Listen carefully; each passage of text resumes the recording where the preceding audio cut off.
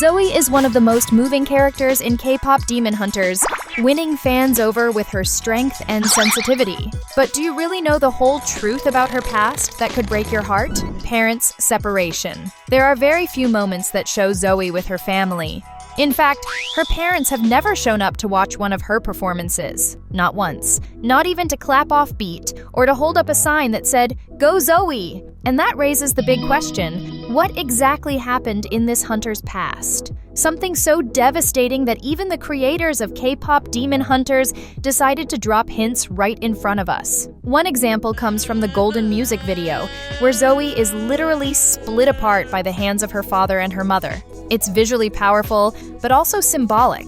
She was always pulled one way toward the US and the other toward South Korea. But if we look closer, we realize that's not just about geography. It's a metaphor for her parents' divorce, which happened when Zoey was still a child. And let's be honest, nothing leaves a bigger mark than growing up listening to constant arguments. After all, nobody comes out unscathed from a home where the biggest competition isn't soccer, but who can yell the loudest? That trauma left scars that show up in Zoey's adult life. She tries to move forward, but always carries the memory of a turbulent childhood. And let's be real, if someone can take family shouting matches and turn them into K-pop art with flawless choreography, they deserve at least the title of real-life K-pop warrior. And this is only the beginning. There are still plenty of hidden details, revealing secrets, and moments that will make you look at Zoey and the K-pop Demon Hunters in a completely different way. Come on in, because the fun keeps going with another video right here on the channel.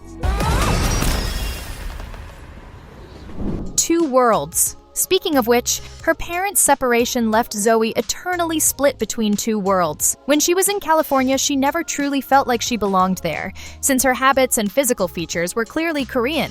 But when she went back to South Korea, things didn't get any better. Her mannerisms and way of life reminded everyone of someone raised in the West. The result? Zoey grew up like a person stuck in the middle of a cultural ping-pong match. And guess who was the ball? That constant feeling of not belonging anywhere left her like a servant with two masters. Never good enough for either side. A life where she never fully fit in, not in sunny California, nor in tradition-filled Korea. And if you've ever felt out of place at a family gathering, imagine living like that every single day. Maybe the only thing that kept Zoey standing was her relationship with her parents, even with all the conflict. And ironically, it was by returning to South Korea that she finally started to feel like she could belong somewhere. After all, that's where she discovered her powers as a hunter.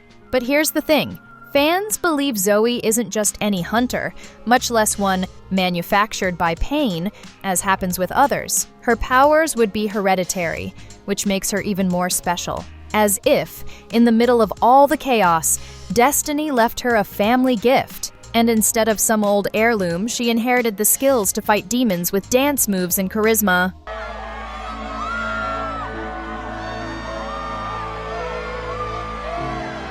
Songbook. Zoey isn't just the group's rapper. She's also their official songwriter. And not just casually, the girl owns no less than 27 notebooks filled with lyrics. Yes, 27. If she ever decides to leave the Huntress, she's already stocked up for a solo career. But the interesting part is that she didn't start writing after joining the group.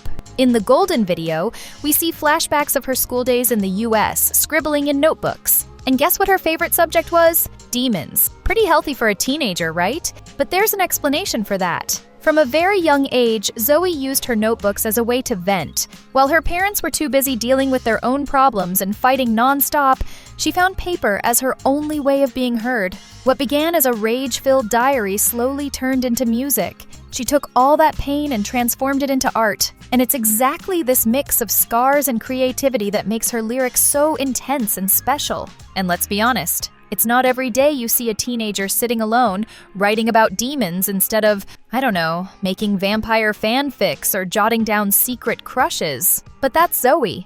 Instead of plastering boy band posters on the wall, she chose to exercise her own heart into her notebooks. And in the end, it worked. Today, her lyrics don't just move people, they also help build the success. Before you keep uncovering Zoey's past in K-pop Demon Hunters, drop a comment down below. Transformation.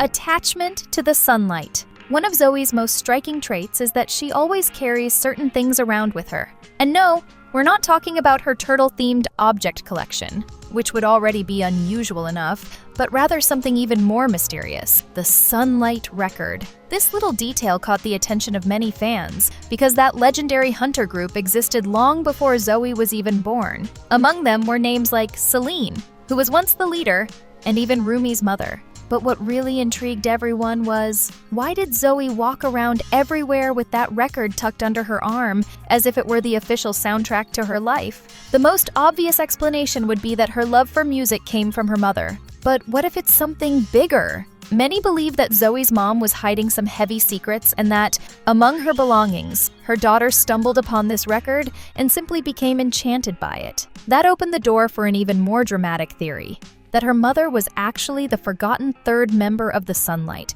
And of course, she would have never shared this casually, like in some late afternoon talk saying, "Sweetie, before I got married, I fought demons in my spare time." Not at all. The truth would only have come out when Zoey started to manifest her own powers, which made the young girl feel, in a way, betrayed. That shock could have been yet another crack in Zoey's heart, explaining why she rarely shows her emotions openly. Instead, she chose another path, trying to make people laugh and feel good. After all, having gone through so many moments of loneliness and sadness, she'd rather spread lightness than let others taste the same bitterness she once did. And between us, isn't it ironic? While most people hold on to family photos or wedding albums, Zoey holds on to the record of a legendary hunter group. Everyone's got their own kind of legacy, right?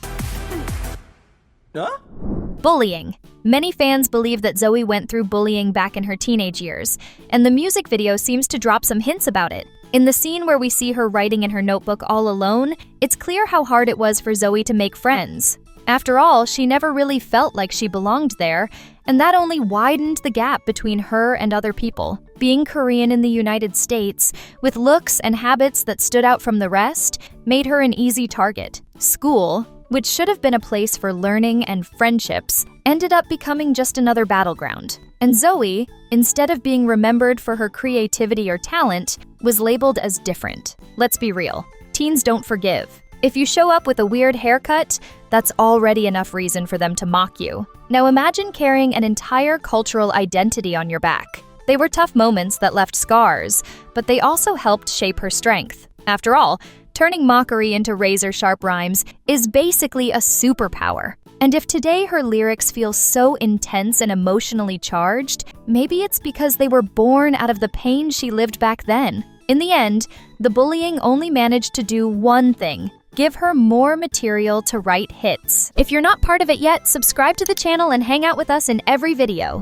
Deceived by Rumi. One of the hardest moments is when Zoey and Mira discover that Rumi is actually half demon. But the most painful detail isn't even learning about her best friend's origins. What really hurt was the fact that she had hidden it for so long. For Zoey, who had always carried the heavy baggage of abandonment and lack of trust, that secret felt like a punch to the gut. She truly believed she had finally found a family she could trust. Friends who would be different from the distant parents, from the classmates who judged her, from the people who made her feel divided her whole life. And then comes the bombshell. Not only does she discover the truth about Rumi, but she realizes that her friend kept it quiet all this time, far away from her. It's the kind of revelation that not only shakes a friendship, but also reopens all of Zoey's old wounds. Of course, we know that in the end everything works out, and the three of them appear more united than ever. But before they got there, it was a massive blow to Zoey's little heart. After all, broken trust hurts more than any battle against demons. And let's be real,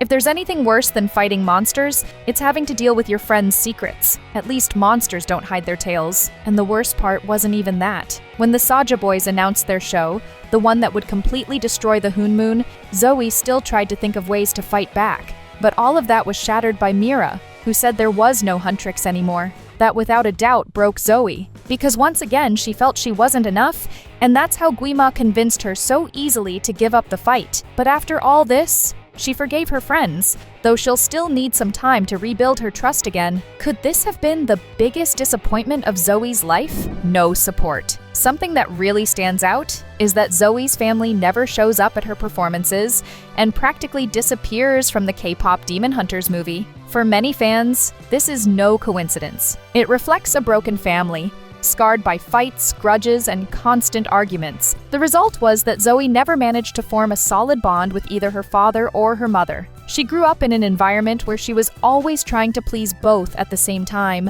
like a human tug-of-war. In the end, the harder she tried to be accepted, the further she strayed from who she really wanted to be. What's heartbreaking is realizing that, while her parents were too busy arguing, they forgot to actually look at their own daughter. The home that should have been her safe haven became a stage for endless battles, where Zoey never had space to shine as a daughter, nor as a person. In the movie, this absence is almost deafening, since we barely see any reference to them. Many interpret this as a symbolic way of showing how fragile those ties were. Some fans even speculate that her father didn't live in South Korea anymore, which would make the distance even more literal. And it's exactly in this emptiness that the weight of her story lies. Sometimes, absence speaks louder than presence. Deep down, Zoey only wanted something simple: to be seen, to be recognized, to have someone in the audience smiling and clapping for her, even if it was offbeat. But instead, she learned early on that when parents fight over the microphone,